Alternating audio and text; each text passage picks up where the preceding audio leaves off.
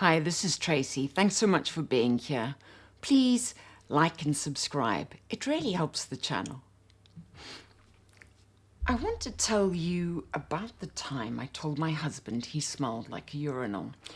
He had put on one spray, of a niche fragrance called Untamable by an American perfumer named Josh Mayer.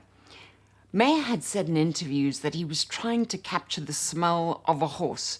So when my husband walked into the kitchen and I said, as warmly as I could, that he smelled like a men's urinal in a pub where the cleaning rota was more aspirational than enforced, I held a small private theory that I was right and the perfumer was wrong.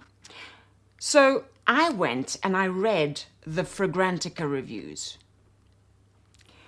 Friends, I was wrong about being right. Half of the reviewers agreed with me. Horse piss, cat in heat, fancy urinal. And the other half agreed with the perfumer. Well-kept stable, hay and tack, and warm flank, same fragrance. The same molecule, cumin, plus an animal accord. Two completely different smells, depending on which nose was doing the smelling. I stood in the kitchen for some time thinking about which one my husband actually smelled like. And I came to the slightly upsetting conclusion he smelled like whichever one I'd been trained to smell. This is an episode about the register of fragrance the marketing department spent 40 years teaching you to flinch at, about how the flinch was installed in you at age 4 for reasons that had nothing to do with perfume, about the 3 perfumers now on this table who never believed the premise the marketing department was selling, and about the second and a half between the moment my nose decided urinal and the moment the rest of me remembered the perfume had said horse. That second and a half is the entire argument. And everything that follows is what I had to learn to keep the second and a half open. 4 bottles. 3 perfumers who never agreed that the body was a problem to be managed. And here's how each of them said so. Amouage Goldman, originally released in 1983 simply as Gold. Guy Robert, in 1983, the Sultan of Oman decided his country needed a perfume house. He hired one of the great 20th century French perfumers, Guy Robert, the man who composed Calèche for Hermès and Madame Rochas, and gave him a brief that has become slightly famous in the trade. Use the finest raw materials. No cost is too great. So Robert reached for frankincense from Oman, myrrh, rose, jasmine, orris, lily of the valley, sandalwood, oak moss, the materials of grand French perfumery, laid over the great resins of Arabia, and in the base, underneath all of it, holding the huge composition together, civet. Civet is, or was, the paste from the perineal gland of the African civet. The version in the current Goldman is synthetic, but the role it plays is unchanged. Civet at high concentration smells of warm mammal. At the concentration in Goldman, it smells of skin that has been in a room with very good upholstery. This was the perfume the Sultan handed to visiting heads of state. It was a diplomatic gift, and a national self-portrait, and the base of it, the part holding up the entire opulent apparatus, was the most ancient animalic move in perfumery. And you know what? Nobody has ever, in 43 years, called Goldman dirty. They've called it many things: grand, opulent, old money, a bit much, but never dirty. The civet is doing exactly what civet does. The framing is doing the rest. Bull's blood. Imaginary authors. Josh Mayer's 2023. Imaginary Authors is a Portland house run by a self-taught American perfumer, and Bull's Blood is the one everyone had an opinion on. The conceit is that each fragrance is the companion to a fictional novel by a fictional author. In this case, a Spanish writer of the 1960s who wrote a novella the censors didn't like. The notes list includes patchouli, Spanish rose, tobacco, black musk, and, with a perfectly straight face, bull's blood. There's no bull's blood in the bottle. What's in the bottle? Well, in the original 2012 formula is costus root, a real perfumery material from the Himalayan thistle, which is one of the dirtiest plant ingredients in the entire palette. Costus smells of unwashed hair and goat. It's the part of the perfume world that is really not pretending. So bull's blood is two provocations stacked on top of each other. A perfume so committed to the bullfight metaphor that it lists the blood of the bull on the label. Have a look. The second is the real note, a plant material so genuinely off-putting that the IFRA committee has been quietly tightening its allowable use for 30 years.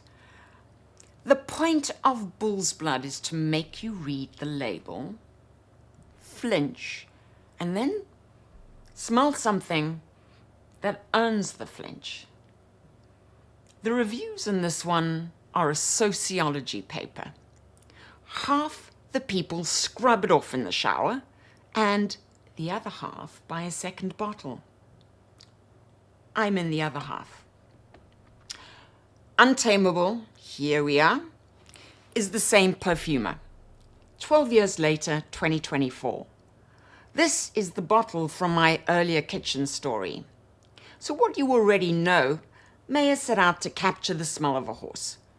The bottle lands as horse on some noses and as urinal on others.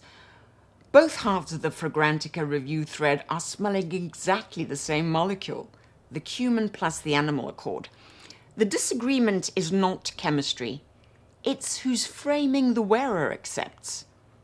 What I want to tell you now is what the bottle is doing. And you're going to have to excuse me because, honestly, this is...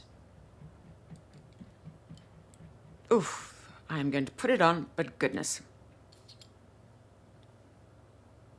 Whew. Uranus. Uranus. Whew.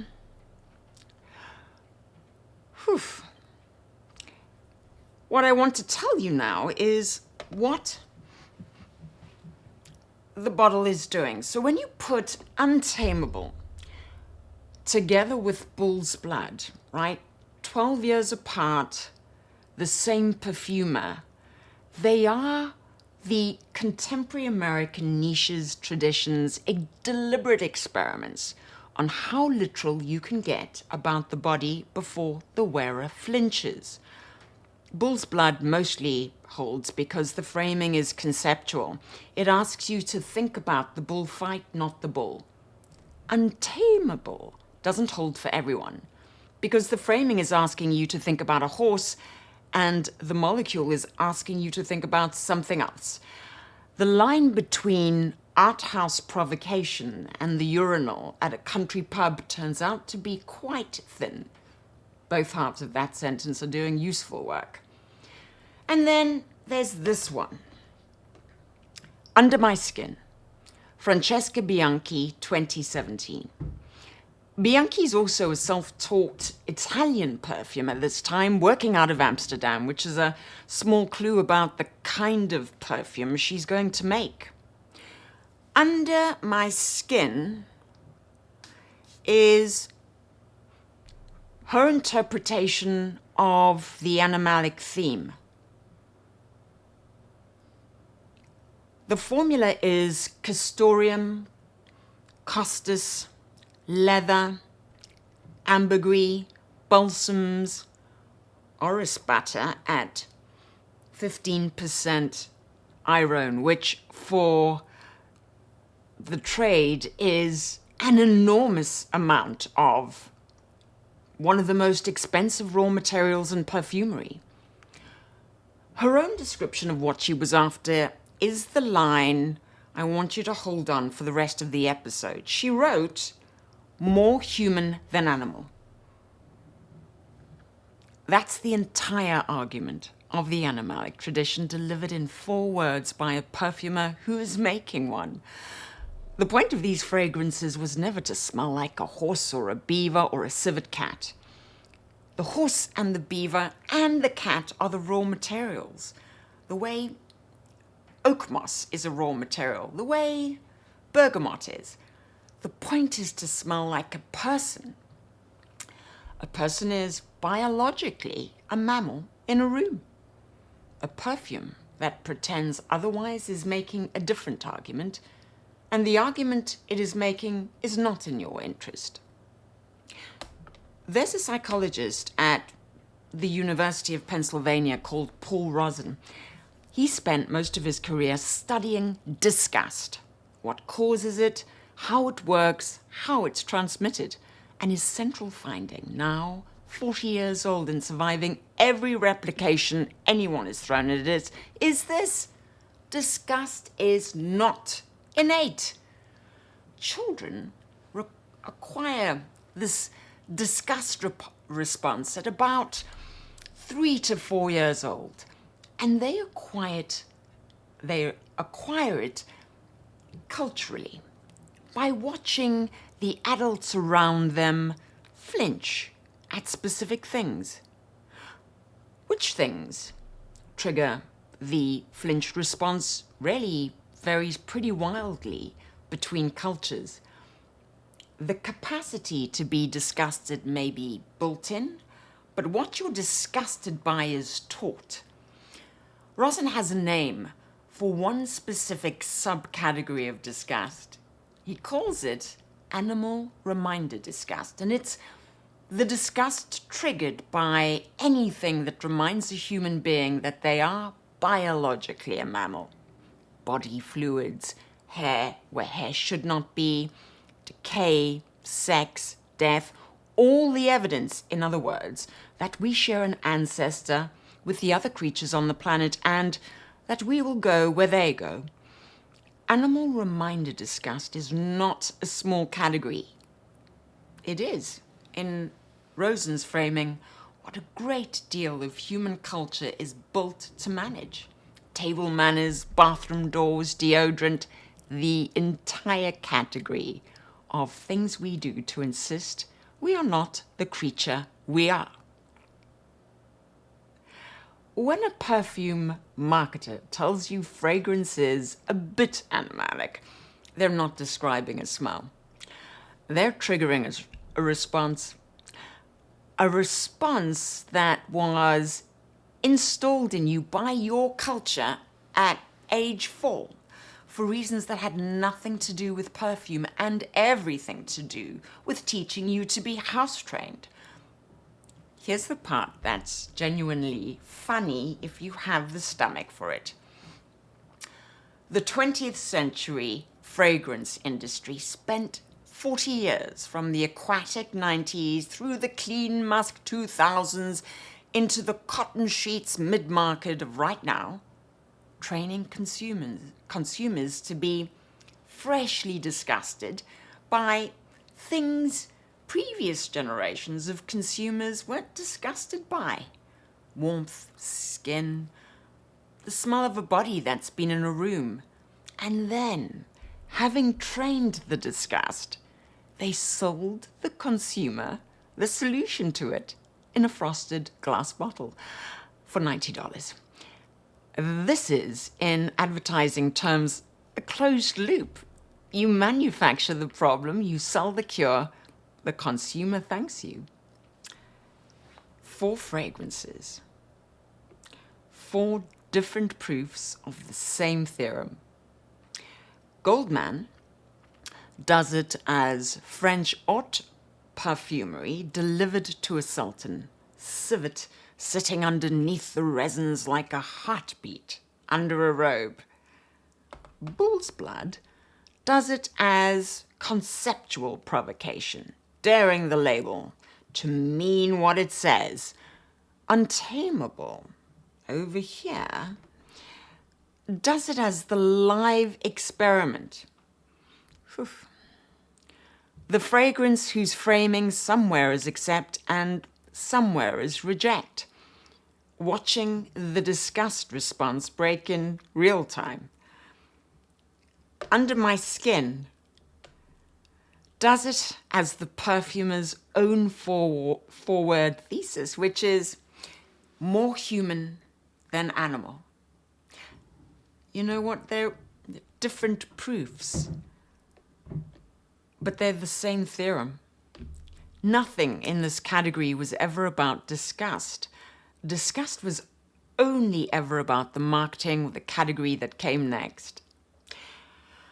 I would like to end by telling you that I've learned my lesson. That having read the Rosen, having found the bottles, having spent a year writing about them, I no longer flinch. I do flinch. I flinched at Untamable in the kitchen. I flinched at a friend's vintage Bala Versailles recently, and I will probably flinch at the next one. The training is not a switch you can flip off because you've read the research. The training is the decade between 3 and 5, and there's no version of me that did not have it installed. What I have, after years of trying to think clearly about this, is the 1.5 seconds between the flinch and the moment I remember that the flinch isn't data about the fragrance. It's data about the person who flinched. That 1.5 seconds is what I have to offer in place of a lesson learned. The body is winning, quietly, as it always has, including, somewhat against my will, in me.